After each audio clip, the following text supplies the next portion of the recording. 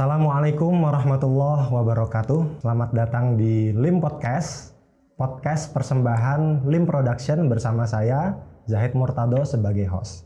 Dan tamu spesial kita pada kesempatan kali ini adalah beliau Bapak Agus Melvin Zainul Ashikin. Assalamualaikum Gus. Waalaikumsalam warahmatullahi wabarakatuh. Terima kasih sudah mau menyempatkan waktu hadir di LIM Podcast. Alhamdulillah, suatu kehormatan bisa hadir di studio LIM Podcast ini, luar biasa. Kabarnya bagaimana Gus? Alhamdulillah masih semangat untuk berpuasa dan belum ada bocor sampai 22 hari ini. Semoga tetap lanjut sampai malam lebaran. Amin. Waktu awal-awal Ramadan kemarin ada video yang viral Gus. Oh ya? Itu waktu pengajian dengan bahas masalah perasaan perempuan. Qalbul mar'ah kal bahril amik. Ini pengajian apa itu Gus? Kemarin itu saya itu kan ngaji sore itu ya, ngaji apa? Tibyan fi adabi hamalatil Quran sebenarnya itu.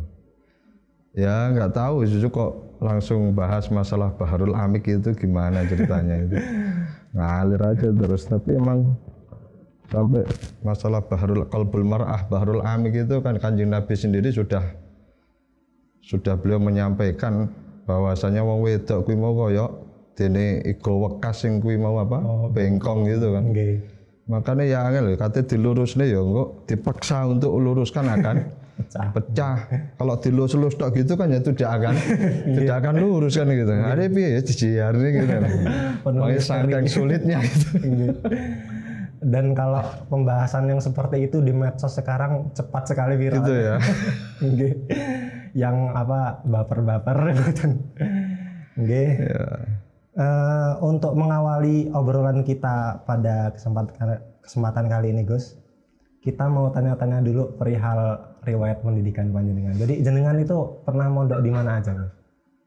Saya itu untuk pendidikan formal saya itu mulai dari kelas 1 SD untuk formal ya.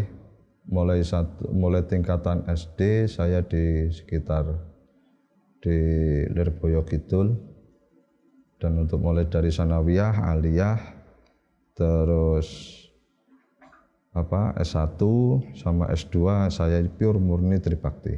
Okay. Itu kalau untuk sekolah formal. Untuk sekolah diniyah saya ngaji itu awal ya saya ngaji sama abah saya, beliau almarhum Yai Mbah Yai Imam. Terus saya sempat mengenyam tidak lama di 2 tahun, sekitar 2 tahun saya di Sarang di Pondok Al Anwar. Beliau almarhum Al-Mafurlah Kiai Haji Maimun Zubair pada waktu itu.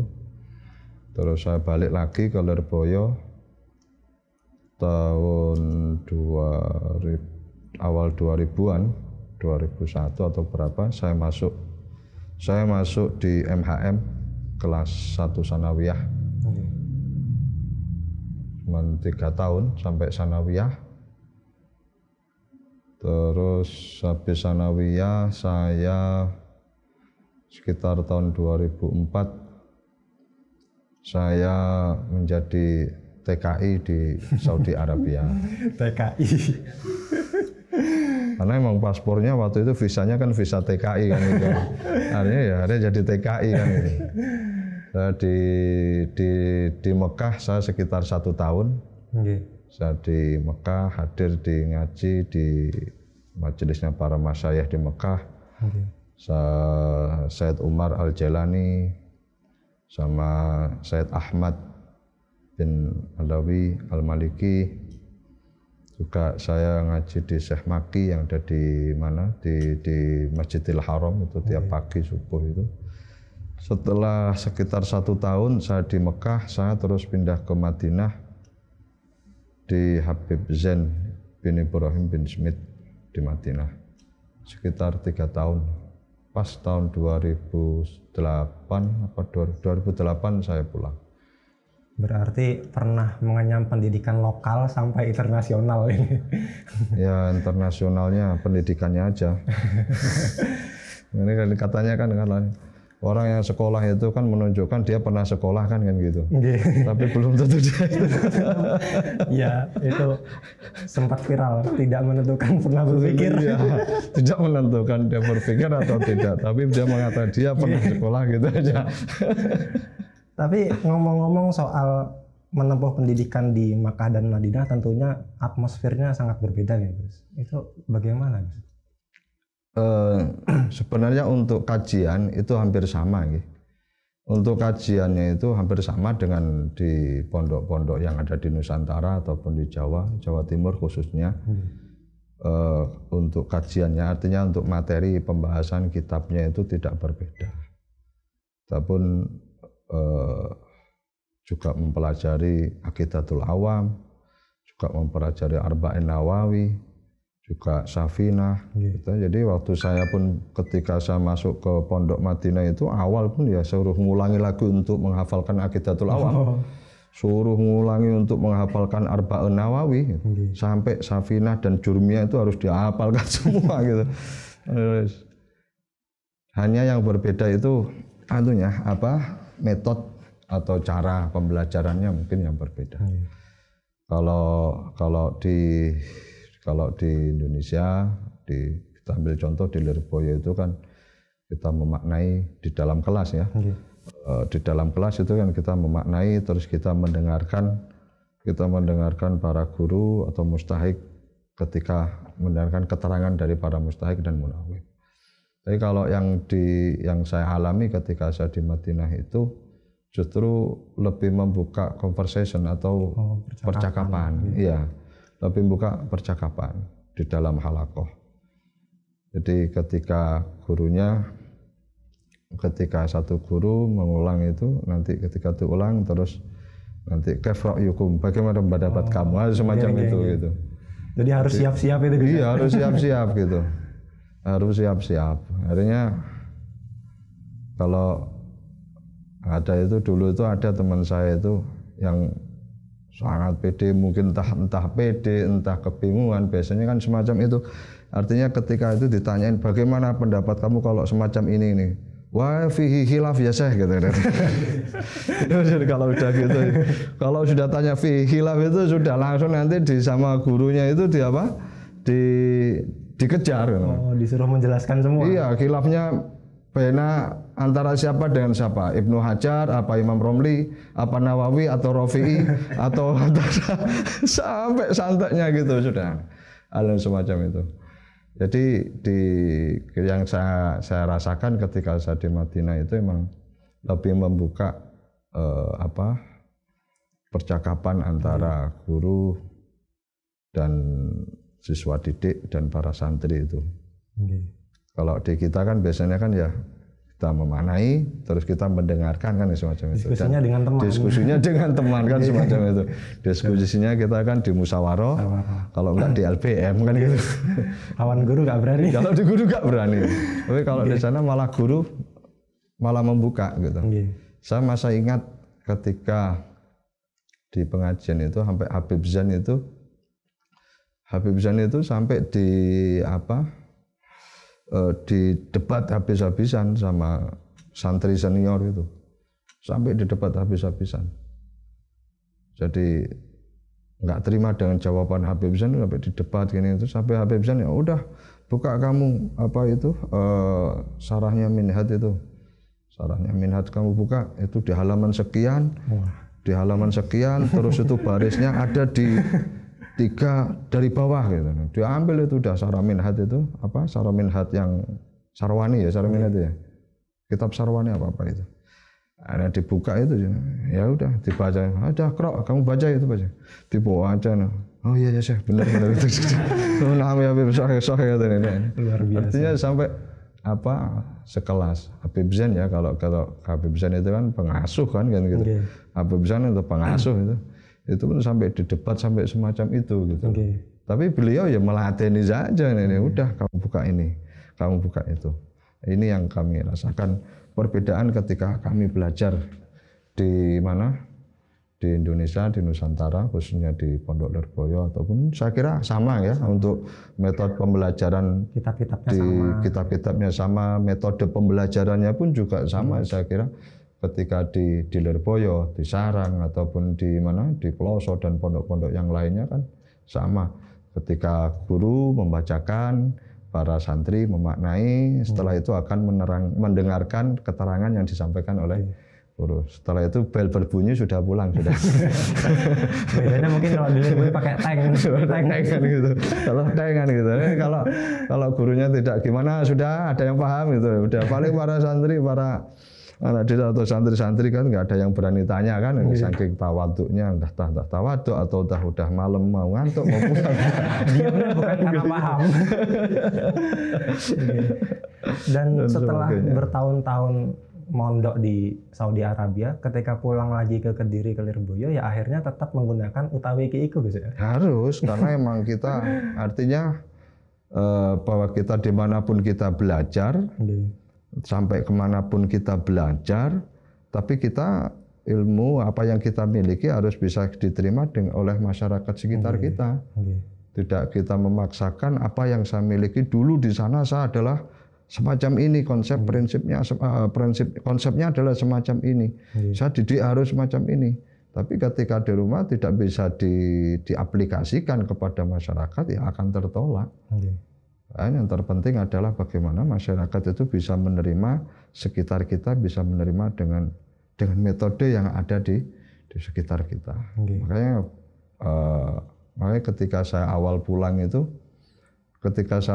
pulang dari Madinah itu saya sempat lupa juga nanya tamyiz itu apa nih, apa gitu. Kayak iya. Jadi ada adaptasi yang adaptasi yang baru, adaptasi lagi kan semacam itu. Ya hal yang itu saya kira lumrah, hal yang wajar ketika kita belajar dimanapun, terus ketika kita pulang pasti akan berbeda dengan adat istiadat, dengan pembelajaran akan sangat berbeda. Sama dengan ketika saya di Sarang. Di Sarang dengan di Lirboyo itu kan sangat bertolak belakang. Dengan ngajinya Mbah Maimun itu kan beliau mengatakan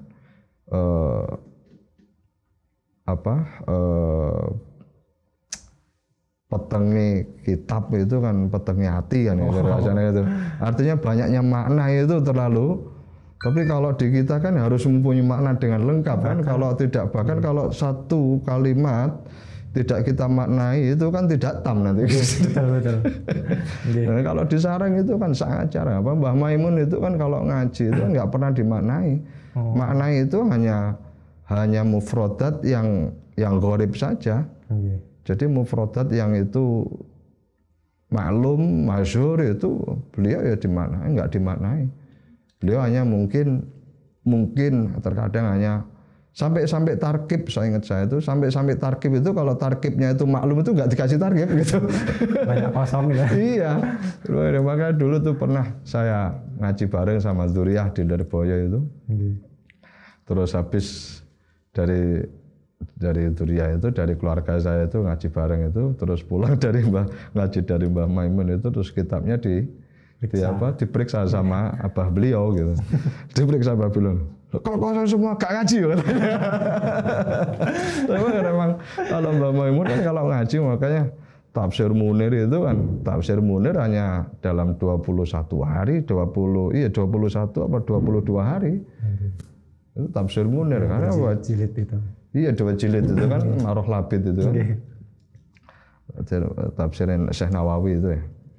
Itu hanya 21 hari, ya itu bacanya gitu sudah, wajah gitu. Kalau yang maklum udah nggak dimaknai. Hatta tarkib yang maklum nggak ditarkibi. Tapi kalau yang gharib, aneh itu baru beliau mufrodat yang gharib itu baru beliau maknai. Mufrodat atau tarkib yang agak susah itu beliau kadang terus memberikan tarkib. Nah ini kan ketika pulang ketika saya terus harus berkhidmah di Pondok Lirboyo, entah itu di MHM pada waktu dulu atau sekarang di di Mahrusia, di Madrasah Dini Mahrusia, ya tetap harus saya maknai. Kalau tidak saya maknai nanti malah satu kelas nggak masuk, nggak ikut ujian lah, susah nanti nggak tahu kitabnya. Kan semacam itu. Makanya apa yang kita dapat ya kita bisa menerapkan di mana kita berada kan gitu. Tidak harus kita paksakan. Saya dulu di sana ngajinya semacam ini, di sini harus saya semacam itu kan. Itu akan tertolak. Menarik sekali. Pernah mengalami berbagai metode pendidikan yang beda-beda, kemudian pulang dan harus menyesuaikan dengan lingkungan. Nah, pemirsa, Gus Melvin ini adalah pengasuh pondok pesantren HMP Mahrusia, Al Mahrusia. Jadi pondok yang ada sekolah formalnya, guys. Kemudian beliau juga merupakan wakil sekretaris Yayasan Tribakti, yang di bawahnya itu ada IAIT, Institut Agama Islam Tribakti. Jadi kalau Lirboyo ini kita ibaratkan toko ya guys ya, mungkin seperti tos serba ada. Ada yang cuma kitab kuning, ada yang bisa ngafal Quran, bahkan sampai mau jadi sarjana bisa di Lirboyo, guys. Iya. Jadi di pondok itu kan seperti halnya macam-macam, okay? Ada yang mengibaratkan pondok itu seperti rumah sakit, ada yang mengibaratkan pondok itu adalah penjara suci, ada yang mengibaratkan. Maka kalau tadi jenengan mengatakan di pondok ini adalah seperti stoserba, gitu. Kalau saya mengatakan pondok itu seperti warteg, gitu. Warteg. Jadi kalau di warteg itu kan semua menunya itu kan sudah tersedia dan tinggal nanti di touchscreen aja ini kan maunya yang mana urusan ini kan semacam itu kan. Beda dengan yang ketika kalau itu di rumah makan Padang kan gitu.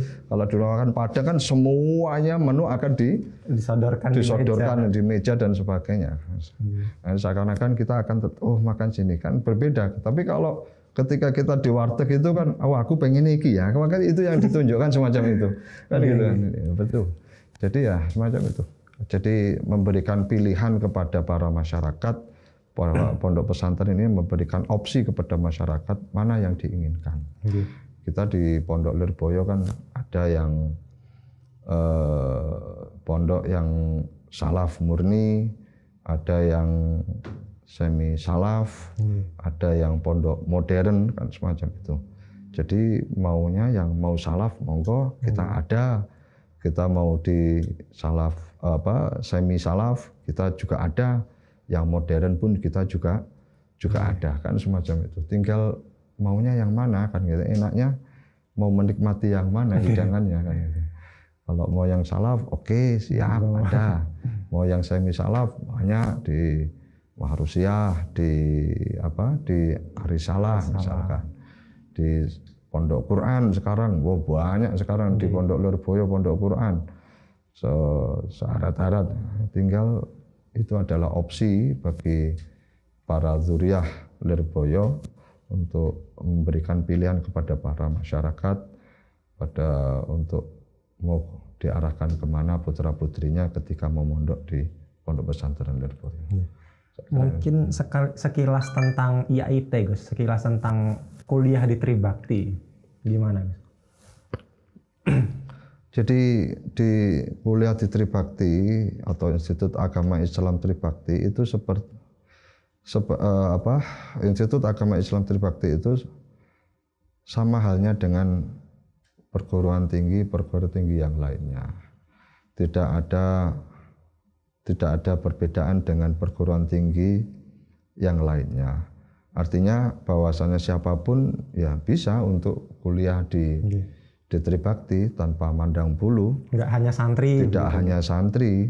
Tidak hanya santri, siapapun boleh. Atau mungkin kalau mau orang nyuwun sewu, andai kan itu tidak. Kalau di Tribakti itu kan kental dengan nuansa Nahdlatul Ulamanya kan gitu. Atau mungkin dia bukan Nahdlatul Ulama, oke, nggak masalah. Atau mungkin nyuwun sewu, andaikan itu kalau non muslim mau kuliah di Tribakti, nggak masalah. Yang terpenting ya harus persyaratannya di situ kan berakidah, iman, dan takwa kepada Allah kan gitu. Akhirnya syahadat dulu. Semacam itu. Artinya tidak ada perbedaan dengan lembaga pendidikan atau perguruan tinggi yang lain, tidak membatasi bahwasannya di Tribakti itu dikhususkan untuk orang-orang, untuk para santri-santri yang ada di pondok pesantren Lirboyo ataupun pondok pesantren sekitar kota Kediri. Jadi bebas, banyak, oke. Kemudian bagaimana sih Gus awal mula Tribakti ini didirikan? Jadi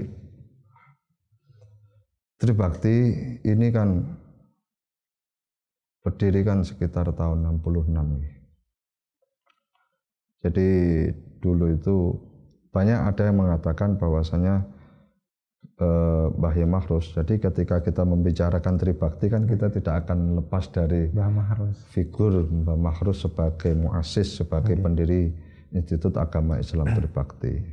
Ada satu teori mengatakan atau satu pendapat mengatakan Mbah Mahrus itu ketika mendirikan Tribakti itu karena begitu luasnya pergaulan Mbah Mahrus, pergaulan beliau tidak hanya kepada para kalangan santri sampai pejabat, tidak hanya kalangan dalam satu keyakinan, tapi juga dengan berbagai macam keyakinan. Beliau kan mempunyai hubungan yang sangat luas. Dari mempunyai hubungan yang sangat luas ini terus beliau itu ada membentuk keinginan untuk membuat perguruan tinggi. Itu ada satu yang mengatakan semacam itu. Ada yang kalau yang pasti dari beberapa sumber yang saya percaya dan saya yakini bahwa Mbah Mahrus ketika mendirikan Tribakti itu satu utamanya adalah beliau ingin mempersiapkan kader-kader Nahdlatul Ulama. Karena luasnya pergaulan beliau melihat bahwasanya kader Nahdlatul Ulama ini yang itu di satu instansi yang membutuhkan gelar akademik ini sangat sedikit kan gitu. Pada waktu itu sangat sedikit. Pada tahun 66 pun kalau kita melihat yang saya tahu tahun 66 pun kampus yang itu berorientasi kepada Nahdlatul Ulama juga belum ada. Gitu. Masalah belum ada. Maka pertama kali kampus yang itu berorientasi Nahdlatul Ulama ya Tribakti.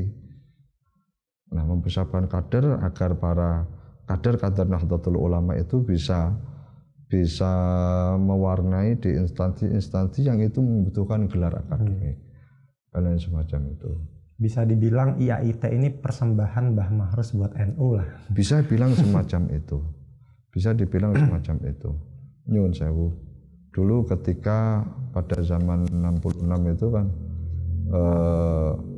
sangat jarang orang-orang NU yang itu berkecimpung di instansi pemerintahan.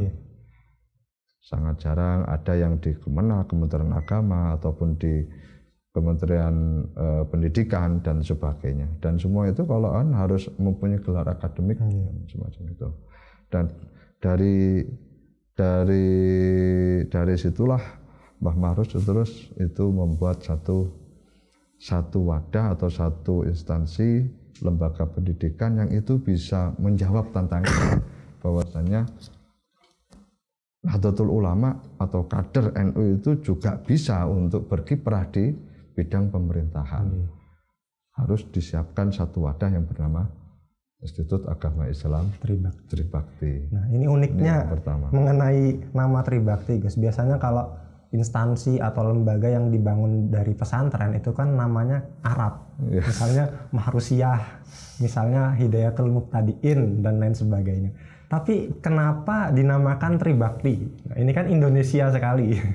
Ya, jadi ini ya tadi itu ya, saya kira kita kembali lagi kepada Mbah Mahrus dengan pergaulan yang sangat luar biasa, sangat luasnya, pergaulan beliau yang sangat luas. Jadi ketika itu nanti nama Tribakti kok ke Arab-Araban, saya kira justru akan